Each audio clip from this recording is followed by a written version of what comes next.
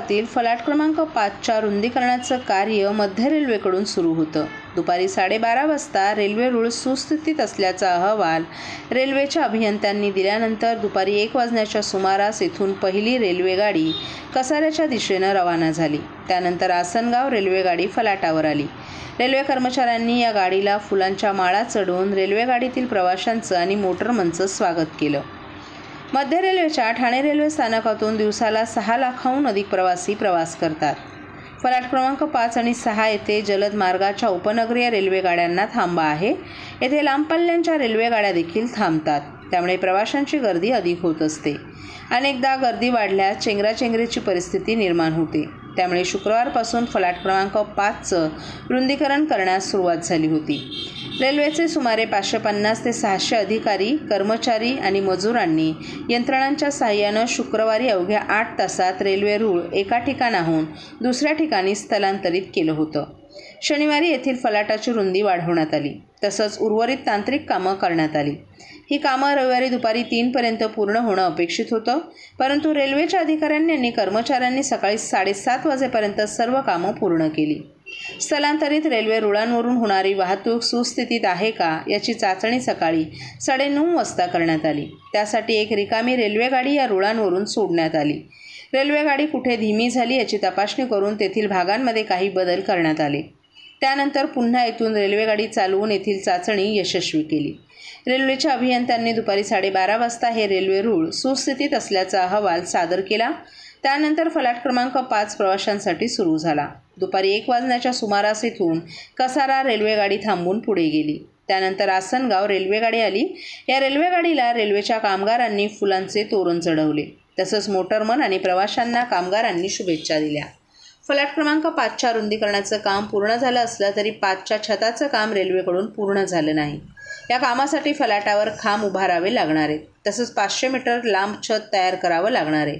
यासाठी आणखीन काही दिवस लागणार आहेत, त्यामुळे प्रवाशांना काही दिवस उन्हाचा मारा सहन करावा लागणार आहे।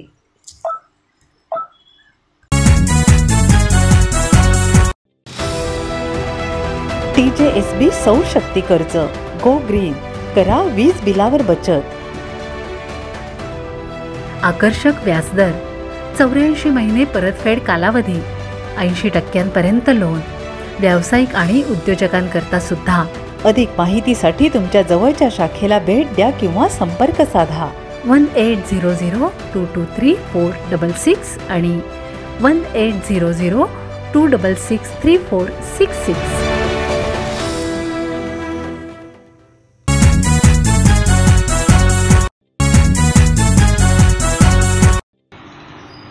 आगामी निवडणुकांसाठी 4 जून रोजी न्यू होरायझन स्कूल येथे मतमोजणी केंद्र उभारण्यात येणार आहे। सुरक्षितता आणि सुव्यवस्था राखण्यासाठी ठाणे पोलीस विभागानं व्यापक बंदोबस्ताची तयारी केली आहे।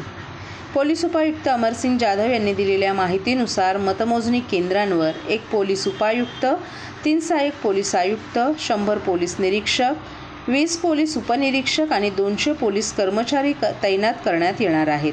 याशिवाय SRPF आणि CRPFच्या तुकडी प्रत्येकी 1 तुकडी बंदोबस्तासाठी तैनात करण्यात आली आहे। मतमोजणी केंद्राच्या सुरक्षेसाठी सर्व ठिकाणी CCTV कॅमेरे लावण्यात आले असून वाहतुकीचं नियोजन व्यवस्थित करण्यात आलं आहे। 3 वेगवेगळ्या मैदानात वेगवेगळ्या पर्यवेक्षकांच्या समर्थकांसाठी व्यवस्थाही करण्यात आली आहे, ज्यामुळे कोणताही गोंधळ होणार नाही।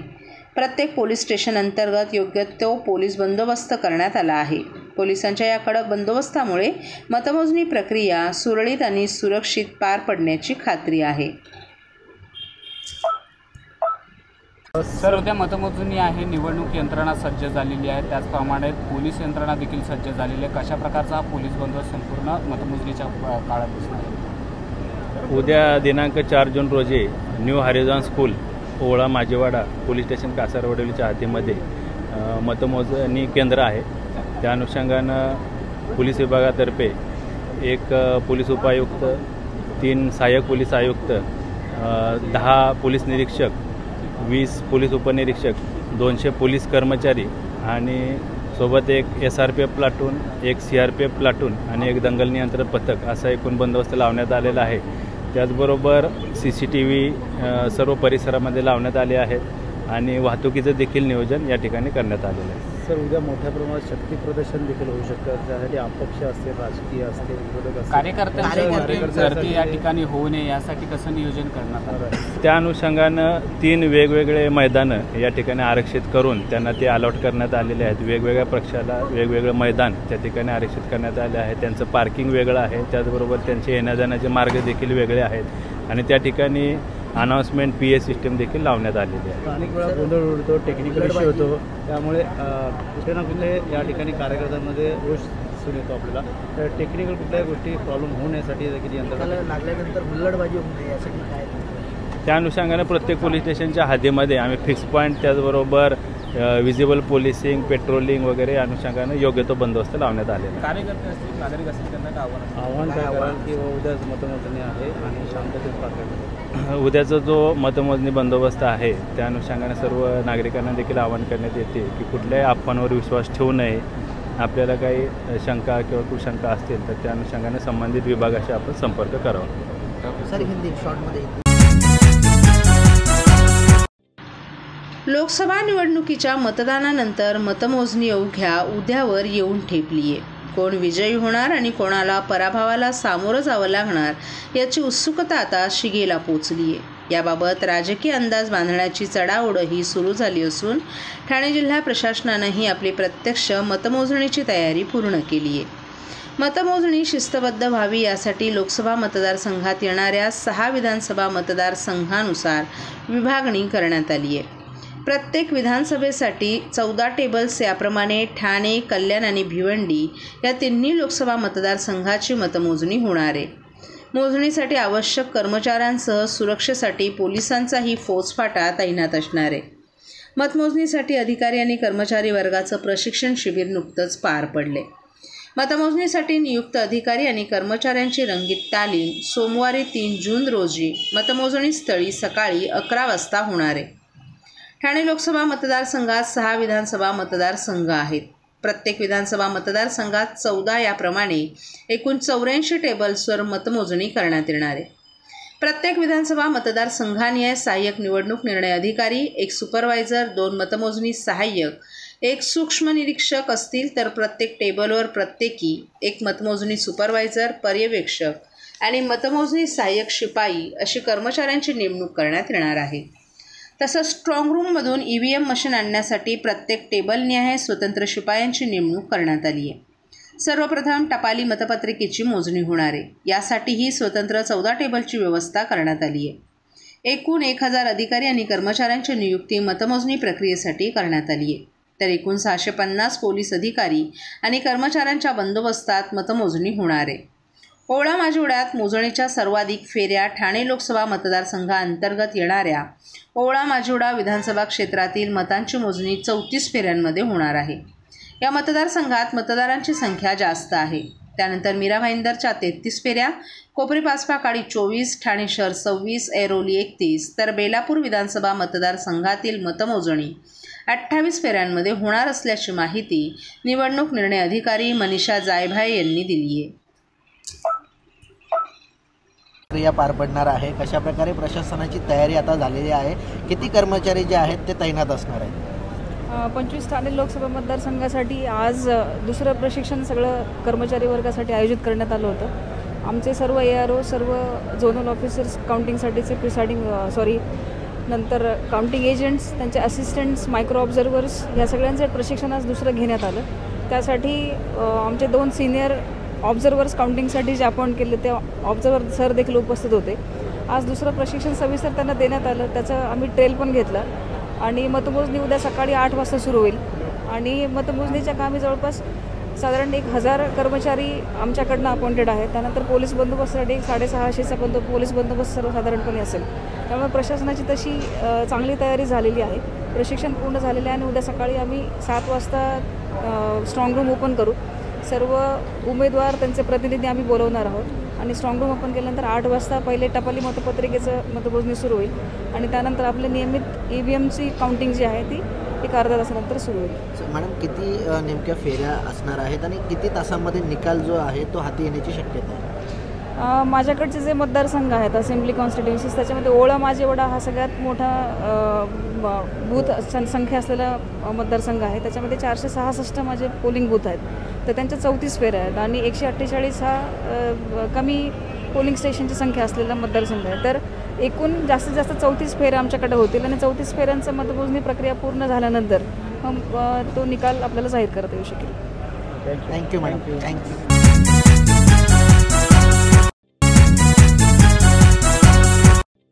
सर्व नागरिकांना आवाहन करण्यात येत आहे की सध्या डासांमार्फत पसरणाऱ्या डेंग्यू या आजाराचा प्रसार रोखण्यासाठी प्रत्येकाने पुढीलप्रमाणे कार्यवाही करावी. डेंग्यू आजार एडिस इजिप्ती हा डास चावल्याने होतो. या डासांची पैदास साचलेल्या किंवा साचवलेल्या स्वच्छ पाण्यामध्ये होते. 8 दिवसांपेक्षा जास्त दिवस पाणी उघडे व साचून राहिल्यास त्यात डास अंडी घालतात. अंड्यांच्या अळ्या तयार होऊन पुढे डास तयार होतात. यासाठी आपल्या घरातील पाणी साठे उदाहरणार्थ बॅरल्स, पिंपे, टाक्या, हौद, रांजणे इत्यादी दर आठवड्याला रिकामे करून घासून पुसून कोरडे करून पुन्हा भरावे. 1 दिवस कोरडा दिवस म्हणून पाळावा. पाणी साठ्यांना घट्ट झाकणे बसवावीत किंवा जुनी साडी, चादर, धोतर यांनी बांधून झाकून ठेवावीत, म्हणजे डास त्यात जाऊन अंडी घालणार नाहीत. घराच्या गच्चीवर, आजूबाजूला, अंगणात कोठेही पाणी साचू देऊ नये. भंगार सामान उघड्यावर टाकू नये. उदाहरणार्थ टायर्स, प्लास्टिक सामान, कुंड्या, टाकाऊ वस्तू इत्यादी. अशा सामानात पावसाचे पाणी साठून त्यात डेंग्यूच्या डासांची पैदास होते. घरातील कूलर्स, फ्रीजच्या पाठीमागील ट्रे हे देखील वेळोवेळी कोरडे करावेत. लक्षात ठेवा, नुसत्या फवारणीने डास घनता कमी होत नाही, तर त्यासाठी डास पैदास ठिकाणे नष्ट करणे ही आपल्या सर्वांची जबाबदारी आहे.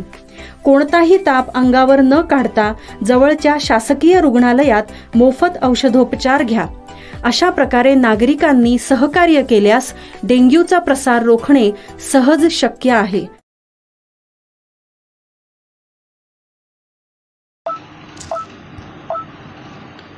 हम दो हमारे 12 या चित्रपटाच्या प्रदर्शनापूर्वी ज्येष्ठ अभिनेते अन्नू कपूर यांना जीवे ठार मारण्याची धमकी. ज्येष्ठ अभिनेते अन्नू कपूर यांच्या हम दो हमारे 12 या आगामी चित्रपटाला सगळीकडूनच विरोध होत आहे. 7 जूनला प्रदर्शित होणाऱ्या या चित्रपटामध्ये अन्नू कपूर मुख्य कलाकार म्हणून काम करत आहेत. चित्रपटाच्या विषयामुळे काही गटांनी कडाडून विरोध केलाय. या विरोधामुळे अन्नू कपूर यांना जीवे ठार मारण्याच्या धमक्या मिळाल्यात.